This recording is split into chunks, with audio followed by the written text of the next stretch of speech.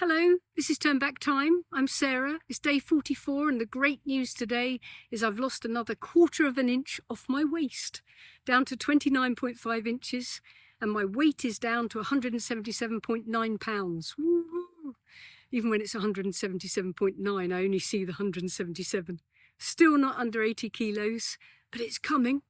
I don't feel at all hungry. I think I'm completely acclimated now. And my worry is that when the 60 days ends, I'm just going to eat nothing because I'm just not hungry. But then when the 60-day ends, I have to keep going. I know that. I have to continue until only the fat, which is supposed to be there, is there.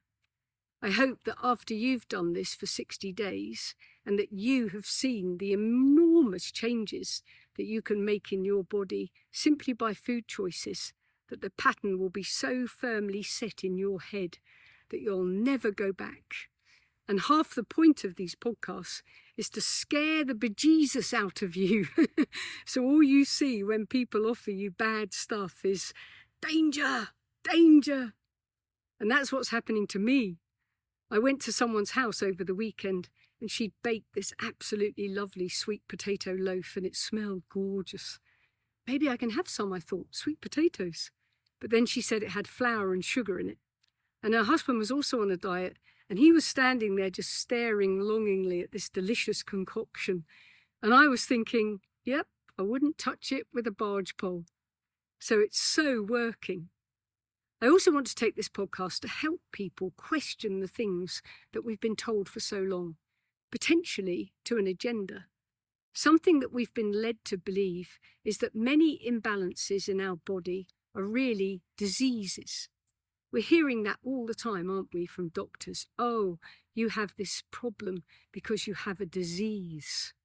Rheumatoid arthritis is a disease. Fibromyalgia is a disease. Crohn's is a disease. Your thyroid is not working properly because you have a disease. Having a disease is a very passive thing, isn't it? I mean, what can you do? You just have to just sit there and accept it, ride it out, take the medication. But maybe some of you who are doing this diet have already seen a massive de-escalation in your symptoms.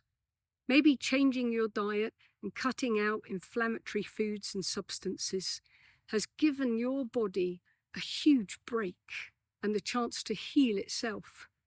All physicians' books state the body is a self-healing mechanism. Hopefully, you're not feeling the pain in your joints anymore, not having to rush to the loo, maybe feeling more energy. And you're eating restorative foods every day that you stick to this eating plan. One of the biggest misnomers in modern day parlance is autoimmune disease. There is no autoimmune disease. The human body is not designed to turn on itself. What it is designed to do is repel invaders. And scientists and doctors are rapidly understanding that something called Epstein Barr virus, which is in 9 out of 10 of us, has been inherited for more than 100 years, since the Spanish flu, bizarrely, and it feeds on stress, hormones and toxins in the liver. It's believed to be behind every autoimmune condition we suffer, whether that's glandular fever, ME, chronic fatigue syndrome, fibro or polymyalgia, and myalgia just means pain, rheumatoid arthritis, lupus, multiple sclerosis. Yes, multiple sclerosis is Epstein-Barr virus. Doctors know this.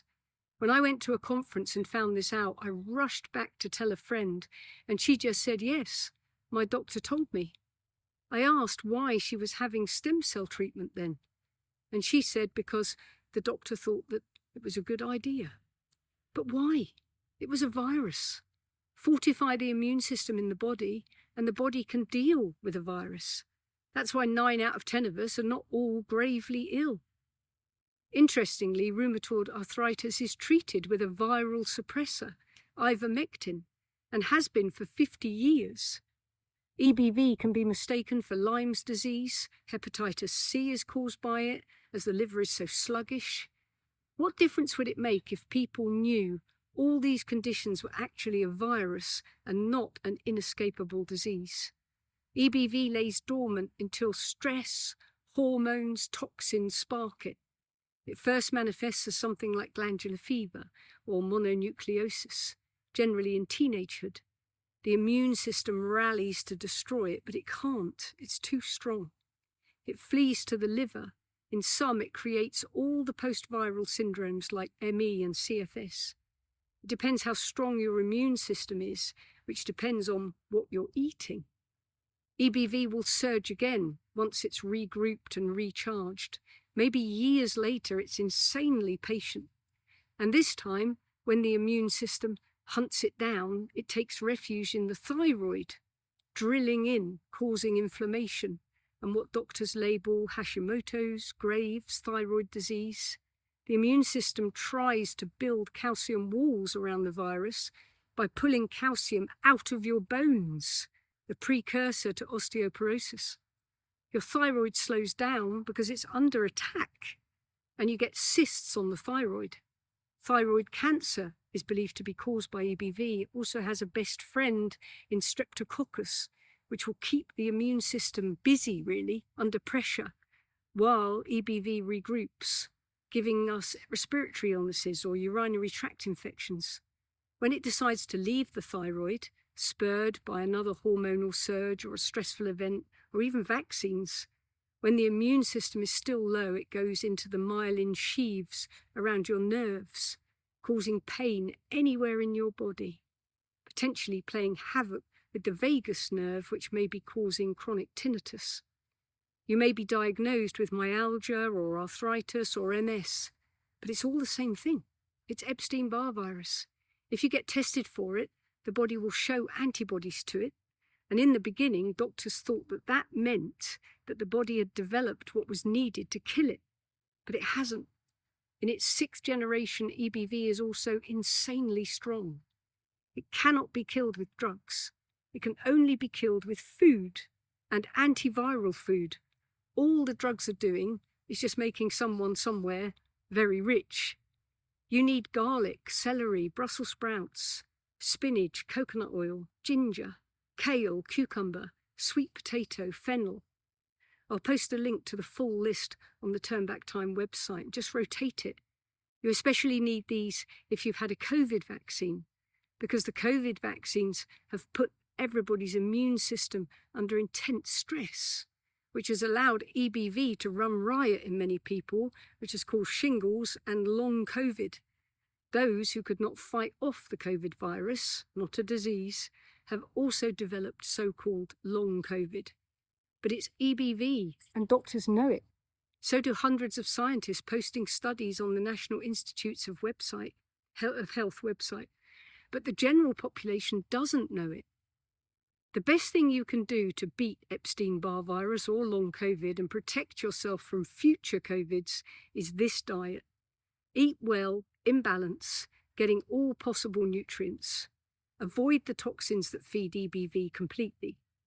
Balance your hormones with perfect nutrition so the bad hormones that feed EBV are minimized. And avoid stress of any kind. Stay away from people and situations that upset you. It's not mean, it's life-preserving. And you can do all this with food alone. Amazing, really. See you tomorrow.